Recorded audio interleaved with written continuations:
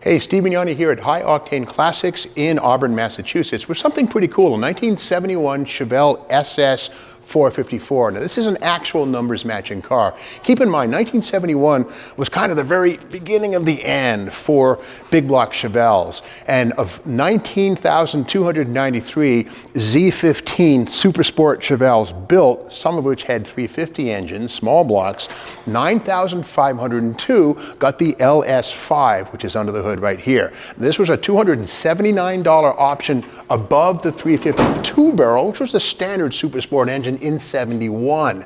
Now, this is the numbers matching original engine. We know that because the last few digits of the VIN are on the pad on the block and they're not restamped. So this is a numbers matching LS5 454 360 horsepower gross 1971 Chevelle big block. Pretty cool piece. It also has the ZL2 hood, which was $158 well spent because it got us the cold air kit. And here's the vacuum actuator here, which moves the flap on the top of the hood, which opens and closes. I'll meet you up here, and here it is right here. At wide open throttle, this thing opens and closes. Now, this is usually kept shut by vacuum. There's a spring-loaded device, but that is the ZL2 cowl induction hood, which was a mere $158 back in 1971. I like this. It's a combination of respray. Now, this car was originally built as an 11 code antique white Chevelle, but it's been resprayed in Hugger orange, which is okay, probably done back in the 90s. You could restore this back to antique white if you wanted to, but I kind of like the orange. It's a nice day two kind of thing.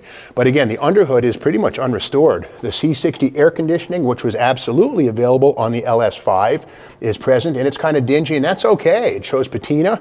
The radiator is an aftermarket replacement. It's still a cross-flow, but it's aluminum, which is okay with me. It's probably got bigger cores. It's certainly lighter than the Harrison brass device that it came with from day one. It's got power disc brakes, as all Super Sports did in 1971. And one thing that's cool also for 71, the first year for the styled steel 15 by 7 inch wheel. Now, these debuted in 1970 on Camaros, but 71 was the first year they became available on Chevelles. And this is the first time right here that 15-inch tires or rims were available on any Chevelle. It was kind of a breakthrough year. But here's that mighty SS 454 right there on the front fender. That was the ultimate status machine right there, 1971. If you're looking for Chevelle, this is the big dog. Inside, brown interior. Now, some would say a brown interior with an orange car, ordinarily that calls for a COPO. In other words, a central office production order approval, because it's not recommended orange and brown, or at least not from the factory. Well, again, this was an antique white car, so white outside, brown inside, but that's mostly original, that interior. And it does have, we see here, the optional center console and Astro bucket seats. Keep in mind, these cars would have had a column shifted tranny and a bench unless you paid extra, which the original buyer of this car did for those cooler buckets and center console. But again, the brown is the original factory interior. And I think it kind of looks cool. The brown and orange works for me.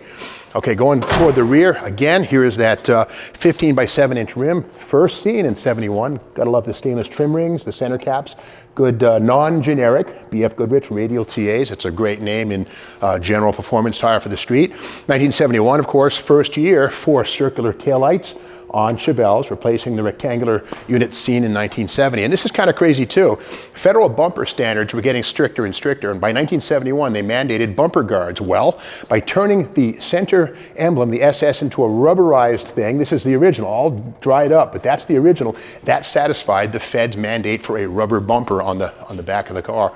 There it is, and it's correct. Okay, inside the trunk, the all-important trunk, what have we got? Okay, nice. Trunk floor looks to be a little thickly coated, but that's, I don't see any patches. I don't see any signs of rust. No structural troubles at all. And, you know, not a bad presentation. I would call this a very, very nice driver quality muscle car. You know, in some cases, I say that you either own your car or your car owns you. This is a car that you would own. And again, it's a 454 SS, a numbers matching car. So it would be a candidate for a strict restoration if you really wanted to, or turn a key, fill it with gas, and just drive it like it is. And of course, it has the 12-bolt rear axle that it was born with. Good to see that. Probably a 331 gear, positive traction. And we know it's a positive posi because, well, this sticker here, it's a reproduction, but when the posi's in place, and it is here, here's the warning not to jack the car with just one tire off the ground and start moving it because both tires will move and off you go, not in a good way. But it's a neat piece, and this car is very available. Keep in mind that High Octane Classics does offer financing with as little as 10% down, and they will deliver the car to your driveway or your shop or your office, you choose, and they do consider trades, late models, classics, you name it, they'll consider it. So if you want to learn more about this 1971 numbers matching LS5 454 Chevelle, check it out at the High Octane Classics website.